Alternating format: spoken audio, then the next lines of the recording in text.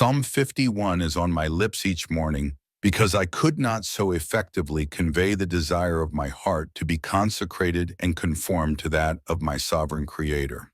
Psalm 51 is so powerful because it deals with the heart of man being right with God and free from the obstruction of carnality. This morning, as I prayed this prayer, it brought to mind some of those precious individuals whose hearts have been so exemplary in their sincerity as to resound without a word. These thoughts took me back to a time in my life in which my heart was contrasted with that of another and of the beautiful lesson it brought that continues to echo. At the time, I was a worship leader in a body, and I was dealing with a number of trying internal and external circumstances that seemed to see my servant's heart degraded more and more with each passing day. Many a Sunday I recall sitting in a deserted hallway praying for renewal of heart, so as to properly lead in the King's people in his exaltation, yet finding it not. It was a pattern that I knew could not, should not, and would not persist. I knew my heart was not in the right place, but I didn't understand the degree until another wonderful brother joined our worship team. This man was indeed a worshiper in spirit and in truth.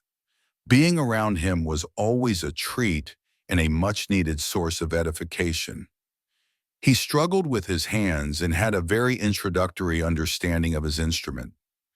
And yet this man embodied genuine humility with a measure of meekness and boldness in which Abba delights. In the course of time it happened that we were called into a new season, and this man would take over the duties of worship. It's a painful season to recall, and yet it beckons such a beautiful picture. For here I was a concert guitarist, gifted in the world's eyes, and yet the Lord chose another whose hands sometimes would not work right, and who might be seen as entirely unremarkable to the world. And yet the Lord lifted up this man with a heart of praise and contrition over the one with the greater tangible gift. This I say only in humility, as our gifts are not ours, but God's. We're a few years into our new season now, and the Lord is still chipping away at this heart. This path of sanctification is sometimes an uneven one, with obstacles and afflictions, but it indeed contains its share of lessons.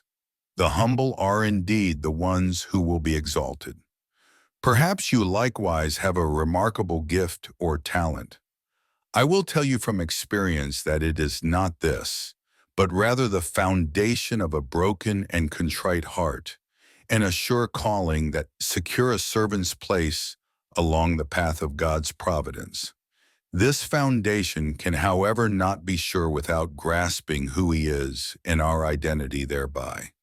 It is only by the Father's loving kindness and the multitude of His tender mercies that we have such a privilege here and hereafter. It is not in the tangible sacrifices of old, nor in burnt offerings that the Lord delights. Rather, the sacrifices of God are a contrite spirit and a broken and contrite heart, and these He will not despise.